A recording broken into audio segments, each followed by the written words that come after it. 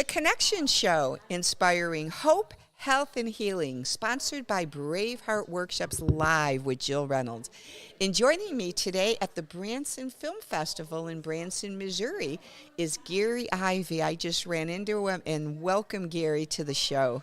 Thank you.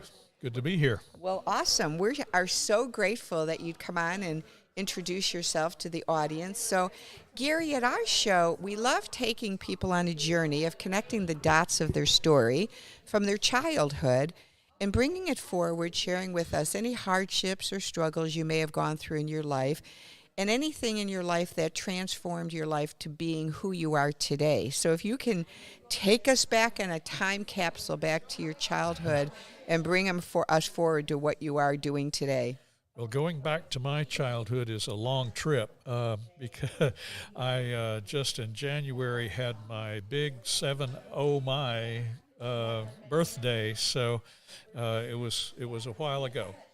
But I was raised in a Christian home, and my parents, I was blessed in that I never once even considered that they might split up. They were very devoted to each other, and before my dad died, they celebrated their 70th wedding anniversary. So they provided a very, very good home for me, and so I early on became a creative in that I first wanted to be a commercial artist. And then I got involved in media type things. I stayed an extra year as an undergraduate so that I could get a communication degree, broadcast communication. I already had or was working on a degree in theology as well as a music minor. And so I was involved in a lot of things. I got involved in multimedia, which at that time had a different meaning than it does now. At that time, it meant slideshows. Mm-hmm. And so at one point, I was working for a denomination, and I produced a 9-slide projector and 1 video projector show that I took around and showed all over the southeast United States.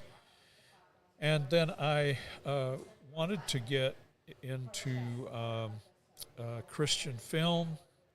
I started to write screenplays. I actually wrote my first spec script for a Christian television show in 1979. What show was that? It was called Faith for Today, is what it was called, and it was one of the few religious programs at that time that actually had a narrative story in each of the episodes. And they would, for about 20 minutes, they would have a story of redemption, and then they would draw the lessons from that. And it wasn't accepted. It was my first attempt, but anyway, it was my first experience, and after that I started learning more and more about it. And for many years I was having to work to earn a living and support a family and all of that, and so I was writing just in odd moments, and I wound up where I had several scripts on my computer, and I'd never put them out before, never even really got any feedback on them. But last year at the Branson Festival here, I submitted one of my scripts, and it actually won Best Script. Wow. And what was the name of that? That was called Looking for Morning. Mm-hmm. It's about a young pastor in the South that has a crisis of faith when his wife passes away with cancer. They're just like 30 years old. And it throws him for a loop, and he ends up meeting a woman who is an agnostic. Mm-hmm. And so he's struggling with his own issues, and he meets this woman who is very different from him, but she also has tragedy in her past. And so they identify with one another. And so it's the story of how he regains his faith and how he then brings her back to faith. And so what inspired you to write that play? Did you know of someone, or was this personal, or how did this come about for yourself? Well, it's totally fiction, but I have known 3 different pastors whose wife died with cancer. And also I have known a woman who was an agnostic because of a tragedy in her family. And it also draws on some of my own experience. So even though it's fiction, it still pulls from life. Different. And so what part of it draws from your personal life? Well, I actually had a crisis of faith of my own at one point, and I gave the lead character, the pastor, I gave him the same light bulb moment that I had that turned me around. For about 3 days, I was an agnostic. I didn't know what I believed. I had been disillusioned by some things and just wasn't sure that I could believe in anything. And so this was after you became a Christian. So you had become a Christian and then you became agnostic? Well, I was just briefly an agnostic, but I had been a pastor before that. But I had this crisis of faith, and it was a situation where I just didn't know if I could believe in God. And then all of a sudden, I saw outside our kitchen window a little garden thermometer that we had, and that is the thing that turned me back to faith. And so, you might say, why in the world would that be? Well, because I looked at that and I said, I realized that it had about a range of about 200 degrees from, below zero to up about 150 or something. And I said, that's not much of a range of temperatures when you consider the possible temperatures.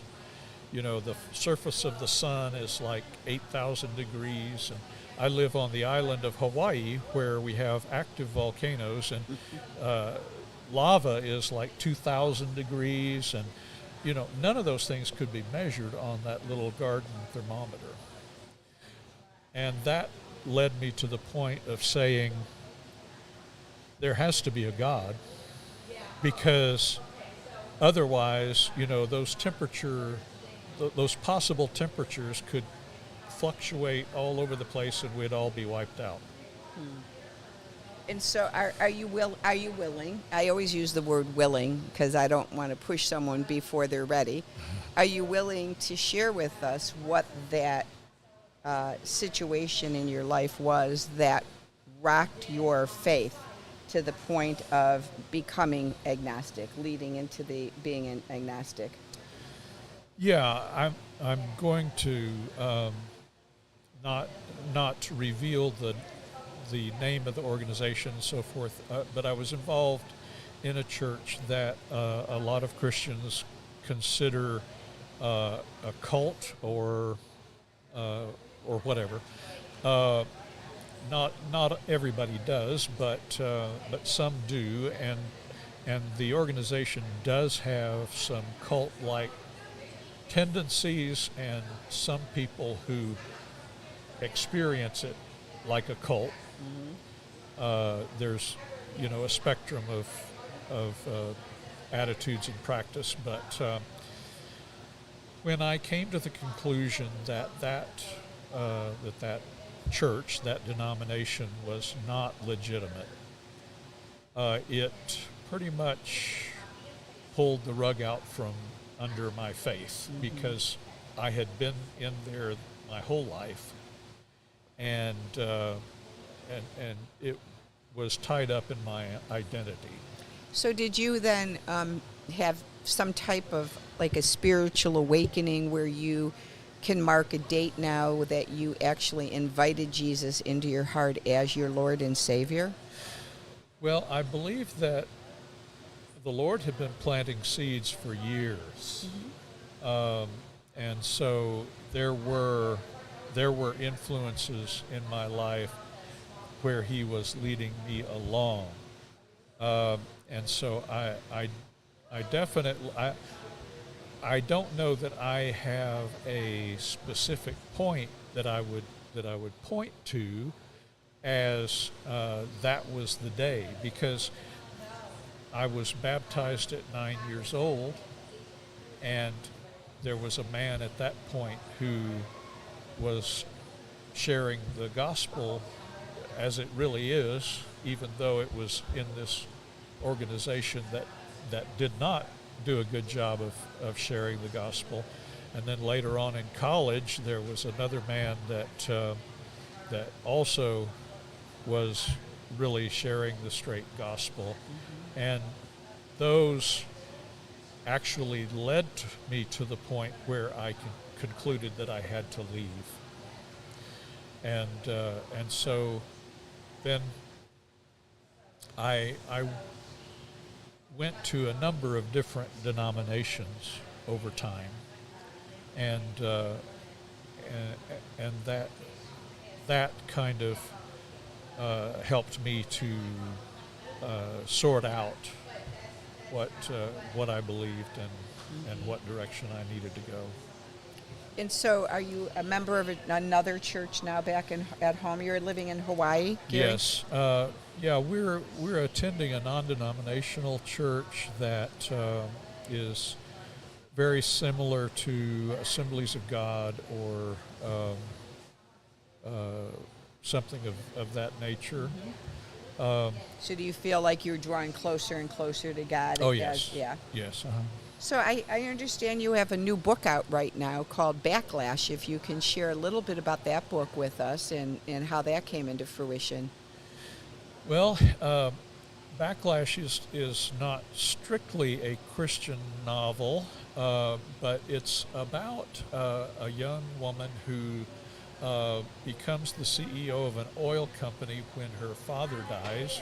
Her grandfather started the oil company, and as soon as she becomes CEO, her company is attacked by some environmental terrorists, and the news media and the Congress pile on, and they pass a law that makes gasoline, the price of gasoline, go up by $1 a gallon overnight. And it's all about how she works to protect her company, her employees, her customers, and her stockholders, and all of the things that she has to go through in order to keep everything going. And although it's not an evangelistic novel per se, she is a Christian, and she has to fall back on her faith in order to get through it all. Mm-hmm. All right. So that has a little bit of meaning in your life, huh? Yes. So a little bit. So I'm really grateful that you came on today and that you're here at the film festival. And you do have a table here, so people can stop by your table, pick up a copy of your book. And so thank you so much for coming on over and joining us today. Thank you for having me. Well, and I want to just show the audience the flyer here for the film festival. You can still go online to bransonfilmfestival.com, pick up a ticket for only $50 and join us here. We'll be here today, Thursday, Friday, and Saturday, April 21st to the 23rd. So stop by. You can come right in person and buy a ticket. And we're over at the Copeland Theater at the Meadows on Gretna Road. So stop on by and join us. You'll have a wonderful time meeting all these amazing people. So thanks so much again for joining us. Have a blessed day.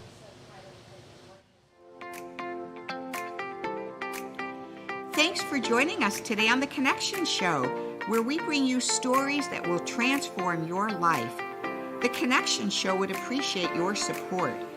Please go to either our Patreon page or our PayPal Me Now link today.